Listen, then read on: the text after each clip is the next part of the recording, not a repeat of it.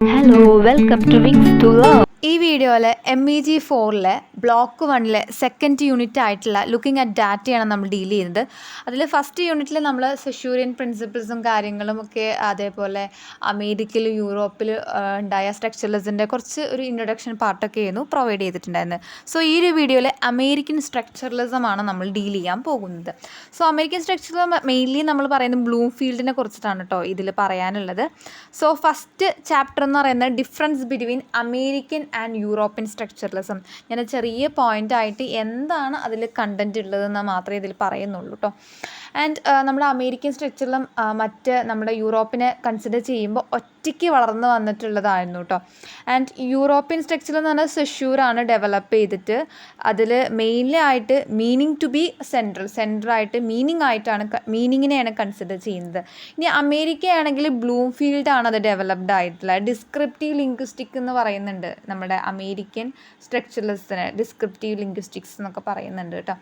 And next പറയുന്നത് നമ്മുടെ European structure എന്ന് പറഞ്ഞാൽ സിങ്ക്രോണിക് ആൻഡ് ഡയക്രോണിക് സ്റ്റഡീസിനെ കൺസിഡർ ചെയ്യുന്നത്. സിങ്ക്രോണിക് എന്ന് പറഞ്ഞാൽ അത് പ്രസൻറ്റ് ടൈമിലെ ലാംഗ്വേജിൻ്റെ സ്റ്റഡീസിനെയാണ് സിങ്ക്രോണിക് എന്ന് പറയുന്നത്. ഡയക്രോണിക് സ്റ്റഡീസ് എന്ന് പറഞ്ഞാൽ ഹിസ്റ്ററിയിലെ ലാംഗ്വേജിൻ്റെ ഹിസ്റ്ററിനെ അനലൈസ് ചെയ്യുന്നതാണ് ഡയക്രോണിക് സ്റ്റഡീസ് എന്ന് പറയുന്നത്. ഈ രണ്ട് കാര്യത്തിനെയും കൺസിഡർ ചെയ്യുന്നതാണ് യൂറോപ്യൻ സ്ട്രക്ചറലിസം എന്ന് പറയുന്നത്. ഇനി അമേരിക്കൻ എന്ന് പറഞ്ഞാൽ സിങ്ക്രോണിക് ആണ്. അത് പ്രസൻറ്റ് ടൈമിലെ ലാംഗ്വേജിനെ കുറിച്ചാണ് അവിടെ അനലൈസ് ചെയ്യുന്നത് കേട്ടോ.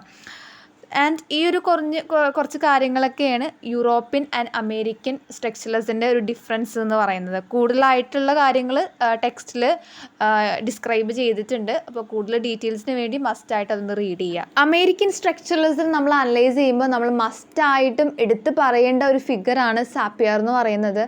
അദ്ദേഹം ക്ലാസിക്കൽ ഫിലോളജി ഗിവപ്പ് ചെയ്തിട്ട് നമ്മുടെ അമേരിന്ത്യൻ ട്രൈബ്സിനെ അദ്ദേഹം അനലൈസ് ചെയ്യുകയാണ്. ആ ഒരു ലാംഗ്വേജസ് ഓഫ് അമേരിന്ത്യൻ ട്രൈബ്സിനെ അനലൈസ് ചെയ്യാണ്. അത് അവരുടെ ഈ തക്കൽമ എന്ന് പറഞ്ഞിട്ടൊരു ലാംഗ്വേജ് ഉണ്ട്. ഈ ലാംഗ്വേജിനെയാണ് അദ്ദേഹം കൂടുതലായിട്ട് വർക്കും കാര്യങ്ങളൊക്കെ ആ ഒരു ലാംഗ്വേജ് ത്രൂ ആണ് അദ്ദേഹം നടന്നുകൊണ്ടിരുന്നത് കേട്ടോ. ഓക്കെ, അദ്ദേഹത്തിനെ സംബന്ധിച്ചിടത്തോളം language was a communicative and social ആക്ടിവിറ്റിയാണ്. കമ്മ്യൂണിക്കേറ്റീവും അതേപോലെ സോഷ്യൽ ആക്ടിവിറ്റി, നമ്മൾ മറ്റുള്ളവരുമായിട്ട് കമ്മ്യൂണിക്കേറ്റ് ചെയ്യാനും ഒരു സോഷ്യൽ ബോണ്ട്, എല്ലാ ഇൻഡിവിജ്വലും മറ്റുള്ളവരുമായിട്ടൊരു സോഷ്യൽ ബോണ്ട് ക്രിയേറ്റ് ചെയ്യുന്ന ഒരു കൈൻഡ് ഓഫ് സാധനം എന്ന രീതിയിലാണ് അദ്ദേഹം ലാംഗ്വേജിനെ കൺസിഡർ ചെയ്യുന്നത് കേട്ടോ. And he also published papers on the functioning of language in creative literature, mythology, religion. ഈ മിത്തോളജി, റിലീജിയൻ, ക്രിയേറ്റീവ് ലിറ്ററേച്ചർ ഇതിലൊക്കെ അദ്ദേഹം പബ്ലിഷ് ചെയ്യുന്നത്, പേപ്പേഴ്സ് പബ്ലിഷ് ചെയ്യുന്നത് ഫങ്ഷനിങ് ഓഫ് ലാംഗ്വേജ്. ഇതിലൊക്കെ എങ്ങനെയാണ് ലാംഗ്വേജിൻ്റെ ഫങ്ഷനിങ്ങും കാര്യങ്ങളൊക്കെ ആയിരുന്നു അദ്ദേഹം ഡീൽ ചെയ്തിട്ടുണ്ടായിരുന്നു. നെക്സ്റ്റ് പറയാനുള്ളത് he consider language was a product of history. ഹിസ്റ്ററിയുടെ പ്രൊഡക്റ്റ് ആയിട്ടാണ് ലാംഗ്വേജിനെ കൺസിഡർ ചെയ്യുന്നത്. ആൻഡ് നെക്സ്റ്റ് പോയിന്റ് എന്ന് പറയുന്നത് ആസ്പെക്റ്റ് ഓഫ് യൂണിവേഴ്സാലിറ്റി ആണ്. അദ്ദേഹം ലാംഗ്വേജിനെ ഒരു സ്ട്രക്ചർ ആയിട്ടാണ് കൺസിഡർ ചെയ്യുന്നത്, വിച്ച് ഈസ് യൂണിവേഴ്സലാണ്. Okay, and Sapir refuse to look at language through mechanistic മെത്തേഡിലല്ല ലാംഗ്വേജിനെ അദ്ദേഹം അനലൈസ് ചെയ്യുന്നത് അല്ലേ. അദ്ദേഹം മെൻ്റലിസ്റ്റിക് മെത്തേഡിലാണ് അദ്ദേഹം അനലൈസ് ചെയ്യുന്നത്. His approach was more mentalistic as oppose to mechanistic and behaviouristic approach.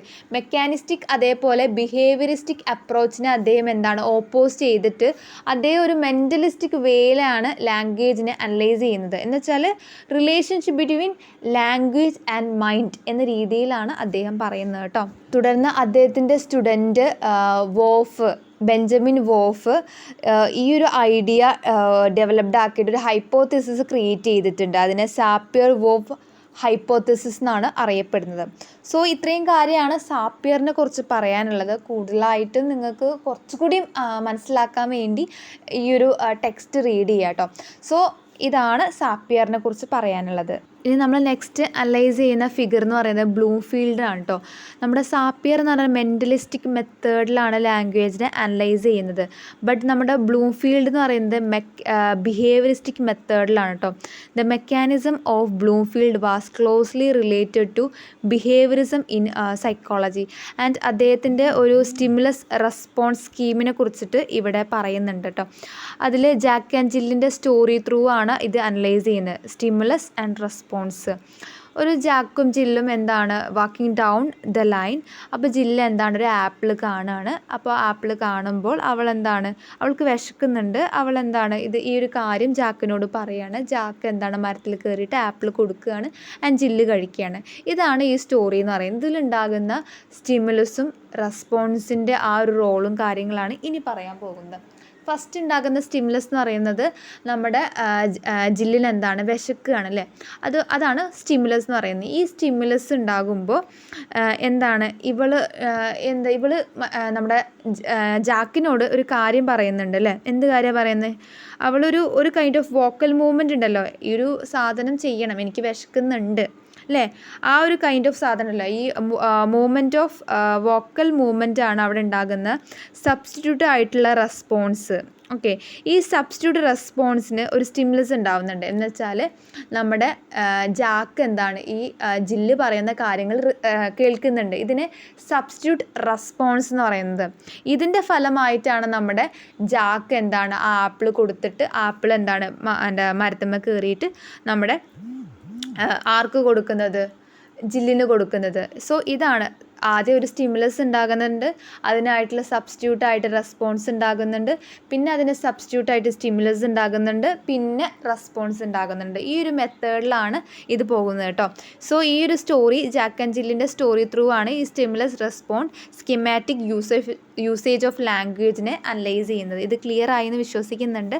ഒന്നുകൂടി വേണമെങ്കിൽ പറയണോ എന്ന് വെച്ചാൽ നമ്മുടെ ജാക്ക് ആൻഡ് ജില്ല് നടന്നു പോവുകയാണ്. അപ്പോൾ ജില്ലിന് വിശപ്പ് തോന്നുകയാണ്. ഇതാണ് ഇവിടെ സ്റ്റിമുലസ് എന്ന് പറയുന്നത്.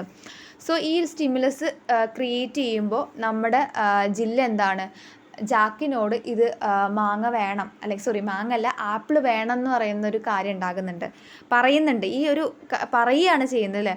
ആ ഒരു ഫോം ഓഫ് വോക്കൽ മൂവ്മെൻറ്റിനെയാണ് ഇവിടെ സബ്സ്റ്റിറ്റ്യൂട്ട് റെസ്പോൺസ് എന്ന് പറയുന്നത്. ഈ ഒരു സബ്സ്റ്റിറ്റ്യൂട്ട് റെസ്പോൺസ് കാരണം നമ്മുടെ ജാക്ക് കേൾക്കുകയാണ് അല്ലേ.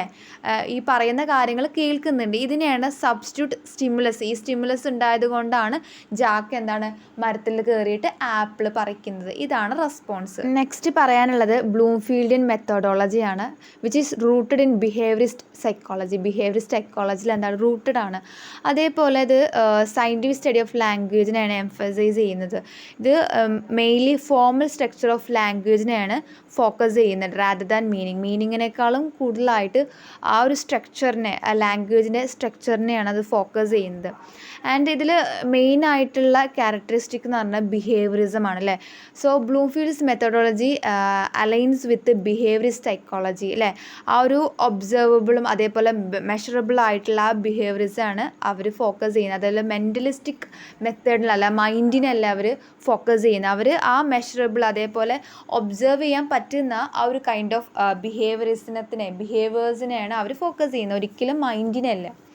ഇനി നെക്സ്റ്റ് എന്ന് പറയുന്നത് ഫോമിനെയാണ് അല്ലേ. നമ്മൾ ഫോമൽ സ്ട്രക്ചറിനെയാണ് ഫോക്കസ് ചെയ്യുന്നത്, മീനിങ്ങിനെ അല്ല അല്ലേ.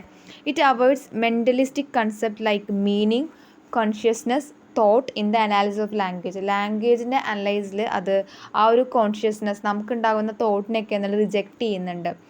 And Bloomfield linguistic priorities the study of linguistic forms, ആ സൗണ്ട്, വേർഡ്സ്, ഫ്രൈസിനെ, ഇതിനൊക്കെയാണ് അവർ കൂടുതലായിട്ട് ഫോക്കസ് ചെയ്യുന്നത്. And the relationship within a language system, ലാംഗ്വേജിന് ഉണ്ടാകുന്ന ആ റിലേഷൻഷിപ്പ്, ആ ഒരു സൗണ്ട് തമ്മിലുള്ള ബോണ്ട്, വേർഡ്സ് തമ്മിലുണ്ടാകുന്ന കണക്ഷൻസ്, ഫ്രൈസസ് ഉണ്ടാകുന്ന ആ ഒരു കണക്ഷന്, ഇതിനൊക്കെയാണ് നമ്മുടെ ബ്ലൂംഫീൽഡ് മെത്തോഡോളജിയിൽ ഫോക്കസ് ചെയ്യുന്നത്.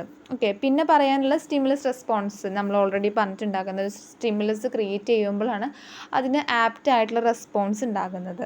ഓക്കെ, പിന്നെ പറയാനുള്ള ടേംസ് എന്ന് പറയുന്നത് മോർഫീംസ് ആണ് കേട്ടോ. Bloomfield defined morphemes as a smallest meaningful യൂണിറ്റ്സിന് ലാംഗ്വേജിലെ സ്മാളസ്റ്റ് ആയിട്ടുള്ള മീനിങ് ഫുൾ യൂണിറ്റിനെയാണ് മോർഫീം എന്ന് പറയുന്നത് കേട്ടോ. പിന്നെ ഫ്രീ ആൻഡ് ബൗണ്ട് ഫോംസിനെ കുറിച്ച് പറയുന്നുണ്ട്. He distinguished between free forms and bound forms. Free forms എന്ന് പറഞ്ഞാൽ words that can stand alone, ഒറ്റയ്ക്ക് നിൽക്കാൻ കഴിയുന്ന വേർഡ്സിനെയാണ് ഫ്രീ ഫോം എന്ന് പറയുന്നത്. ബൗണ്ട് ഫോംസ് പറഞ്ഞാൽ morphemes that need to be attach to other forms. ഈ മോർഫീംസ് സ്മാളസ്റ്റ് ആയിട്ടുള്ള മീനിങ് ഫുൾ യൂണിറ്റ് ആണ് മോർഫീം എന്ന് പറയുന്നത്. മറ്റുള്ളൊരു ഫോംസുമായിട്ട് കണക്ട് ചെയ്തിട്ട് നിൽക്കാൻ കഴിയുള്ളൂ, അതിനെയാണ് ബൗണ്ട് ഫോംസ് എന്ന് പറയുന്നത് കേട്ടോ. സോ ഇതിൽ അങ്ങനെ ഒരുപാട് ടേംസ് പറയുന്നുണ്ട്. ഈ ടേംസൊക്കെ ക്ലിയർ ആയി എന്ന് വിശ്വസിക്കുന്നു. സോ ഇതൊക്കെയാണ് ബ്ലൂംഫീൽഡിനെ കുറിച്ച് പറയാനുള്ളത്. സോ കംപ്ലീറ്റ്ലി ഞാൻ ടെക്സ്റ്റ് എല്ലാ പാർട്സും എടുത്തിട്ടില്ല.